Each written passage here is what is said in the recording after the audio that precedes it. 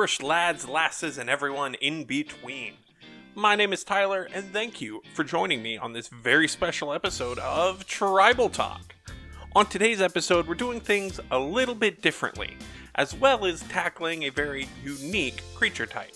The style of this video is going to be done a little bit differently than normal because we have our very first guest. That's right. So what I have following my introduction here is a conversation between my guest and I, where my guest explains the history of the creature type as well as proposing how this creature type could be brought into the modern era of EDH with more support, including a commander. But before we get into all of that, let's take a quick look and remember what it is that a tribe means in Magic. According to the official wiki, tribe is Magic slang for a block, set, or deck with a mechanical theme centered around one or more creature types. In today's video, we'll be looking at Licids, a creature type limited to the Tempest block of sets that portrays a race of parasitic creatures with the ability to turn themselves into auras for an effect, then turn themselves back into creatures for a price. A truly one-of-a-kind design amongst creatures, I decided to seek help from a friend of mine that also loves dealing in strange and unique builds. Everyone, please welcome Tribal Talk's very first guest, Lauren. Hi, thanks for having me here, Tyler. Thanks for joining me. I'm so excited to be here talking about my favorite creature type in Magic the Gathering, Licids. Now, this is my favorite creature type partly because they're never ever going to show up in Magic the Gathering again for mechanical reasons that we'll get into in a moment. But first off, what are Licids? They're these little face suckers that are these almost parasitic, symbiotic creatures that will attach themselves to humanoids on the plane of Rath and imbue them with various abilities. Most of them helpful, some of them not so much. The information we have on them is rather limited since they were just in the stories of Rath and some articles in the Duelist published at the time. Now, what we know about the cultures of Rath that had to interact with these Licids is there's a whole bunch of these different tribes and species that were all on this very transient plane of Rath, dealing with Phyrexians and Volrath and very volatile plane. But these Licids were incorporated in their culture, some for better, some for worse. My favorite example of which is also the only example that we see on a Magic card is Mage Ilvec, which has this Spell Shaper type effect, has this Licid adorned on him and is wearing it as a hat. And according to the Duelist, there's also indications that Licids could have been used for clothing, food, and supposedly implements, which I am intrigued at how you would use one for that. I would like to propose one thing, and that is if the Licid is controlling the host, is Mage Ilvec wearing the Licid as a hat, or is the Licid wearing Mage Ilvec as pants? Because I would like to quote from the wiki, when attached, the Licid's legs sink into the body of the host, and the two creatures gradually melt together at the point of contact. It is wearing the man as pants. Well, I'm convinced. As for Licids mechanically, how they represented them being imbued on these humanoid hosts is that the Licid has an activated ability where you pay some mana and tap it, and then the Licid stops being a creature, becomes an aura with whatever Licid effect here. This causes all sorts of screwy things to the game itself by removing the Licid from combat if it's declared as a blocker, attaching it to the other creature. It's a fantastic onboard combat trick, but it involves knowing what happens when something loses its primary card typing, which is complicated and messes up with the rules in a whole bunch of ways that the designers have never wanted to revisit. To add to that confusion, you could also pay a mana of the Licid's color to end it being an aura, and it comes back, which can also get a little confusing for tracking purposes because the Licid does tap to use its ability, making it a tapped aura. returning it as a tapped creature, but then the aura untaps on your untap step, and it becomes a whole tracking mess as this Licid moves around the battlefield. That said, what Licids do we have? They were first introduced in the Tempest block, a set of 5 uncommon Licids, going through with Wooburg order. The white one, blue one, dealt damage whenever the creature got tapped. The black one drained life on the player's upkeep. The red one gave haste, and the green one allowed the creature to regenerate by paying a green. They showed up once again on Stronghold, another 5-card uncommon cycle, going through with Wooburg order. This time, the creature can't attack, creature gets flying, the creature has fear, the creature can't block, and my personal ADH favorite, all creatures must be able to block this creature if able, which is fantastic if you're trying to break board stalls to have an onboard lure that you could yeet around and protect itself. Now, the final time we saw Licids was in the Exodus block, with our first instance of a rare Licid, Dominating Licid, which broke the templating for these Licids, having the highest activated ability cost to make it an aura and enchant it at 3 blue, but for a very powerful effect of gaining control of that enchanted creature. And the Licid that shows up on the most lists that want to mess around with the Licid's effect to change card typing, Transmogrifying Licid, which can enchant a creature and make that creature an artifact and get +1/+1. So to recap, Transmogrifying Licid is an artifact creature that can stop being a creature, become just a creature aura, and give another creature the ability of becoming an artifact creature.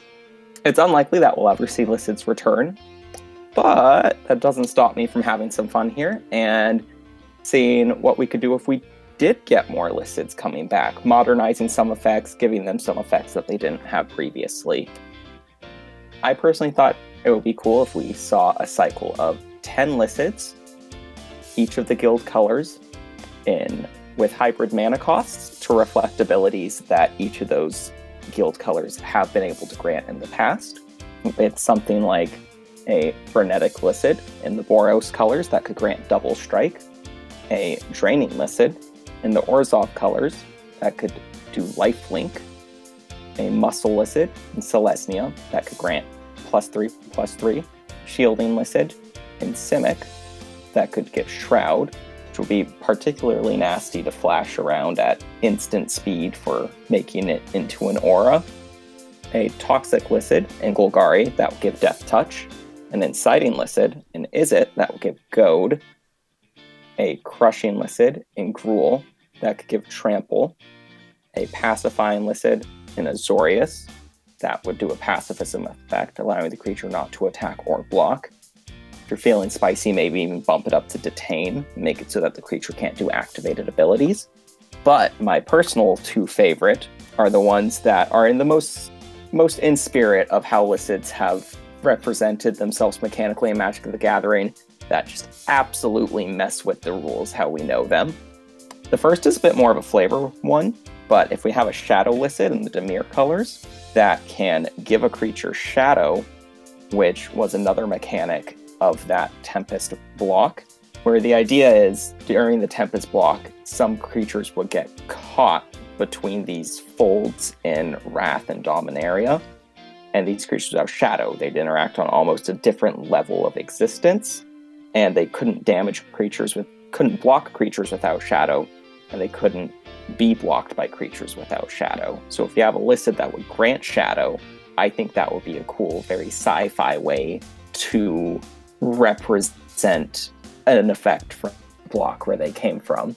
The other one is a card that I like to call Rising Licid in Rakdos, where what if we have a Licid that could go and reanimate a creature, but in spirit of how Licids work, we'll make them even more complicated for rules and have them reanimate a creature from the graveyard.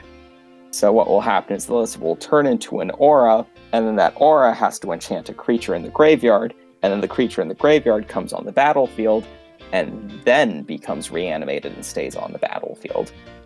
Magic has done some stuff like this before in Animate Dead, but having it on a Licid itself, I think is personally hilarious and an absolute rules nightmare if people are trying to figure this out and template it on a card. Now, it wouldn't be a tribe if we didn't have some tribal commander for it, and I went pretty boring for this. I thought just having something like a chromatic Licid that could cost Wooburg to make it an aura and attach it to a creature, and then we'll just do some variant of the chromatic aura effect where you give the creature +4/+4, flying, first strike, vigilance, trample, and lifelink.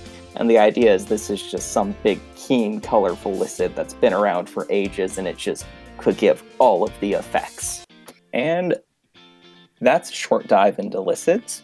Tyler, do you have any questions for me about Licids? Any thoughts or comments?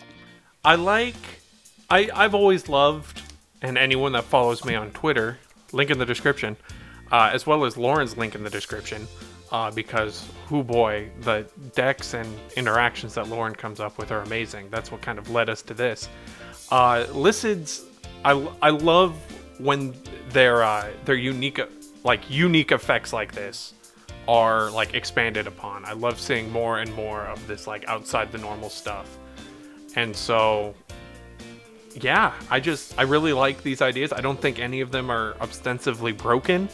I do kind of agree with you, the chromatic list. It's not doing anything groundbreaking as opposed to like it's kind of like a chromanticore, but a Licid, and thus 1,000 That's exactly what I based. That's exactly what I based it on. I'm like, well, what do I want a 5-color Licid to do? And I'm like, well, chromanticore is just 5-color bestow, and Licids are proto bestow, so I'm just gonna copy and paste that. Is this everything that just chromanticore does? I literally went to Scryfall and then just copied and pasted the text. Well, I'm anything... sure yeah. Licids fall in a weird space where, much like Mutate, if you have a stack of Licids, the creature doesn't get bigger. You just have a bunch of auras on a creature that you could unequip and make it into a bunch of little dudes.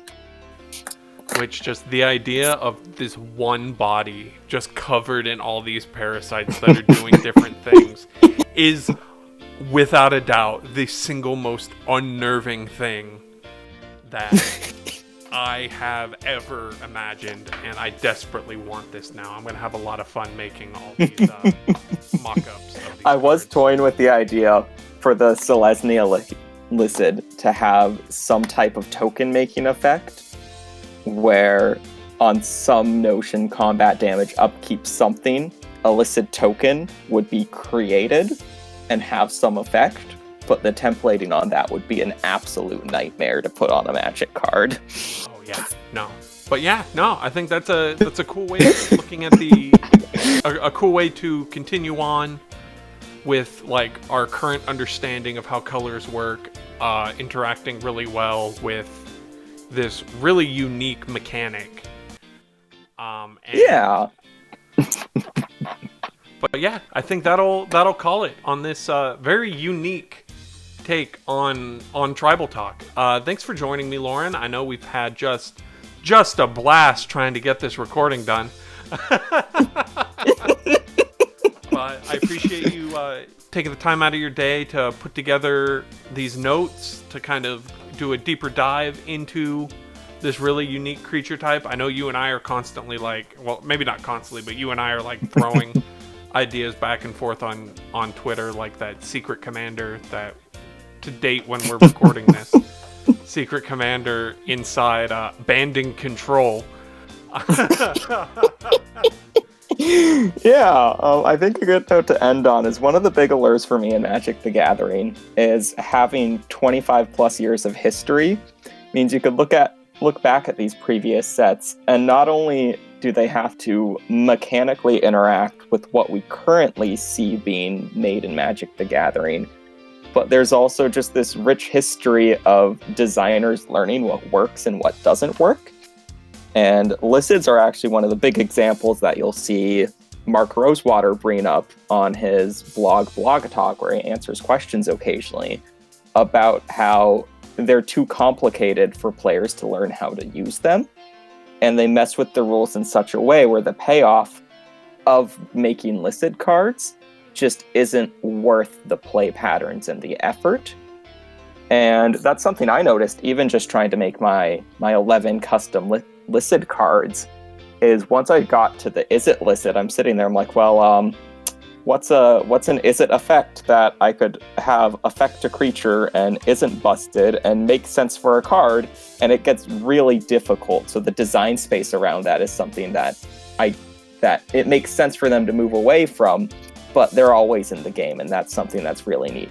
But with that, I think it is time to call this episode of Tribal Talk to a close. Be sure to leave us a like, leave us a comment, throw us a sub. We just recently got past 200, which I'm super excited about. Our next giveaway is going to be at 420, where we give away a plant deck. Don't think too hard into that. Down in the description for this video, you'll find a link to Lauren's Twitter account, at Technicolor Mime, where you can see a whole bunch of this fun jankiness get brewed and maybe take some of it for yourself. I know you were really excited recently because Gear Per Gears has been running with that Mardu treasure deck that you had talked to him about. Yes. The partner treasure deck. That one's so neat. Yeah, I tweet a lot about Magic the Gathering at Twitter, and it's always exciting to see people like my thoughts and put them with more legs than I do. Anyway, I've been your host, Tyler, y'all. Thank you for joining us, and we will catch y'all next time. Peace. Take care. Bye.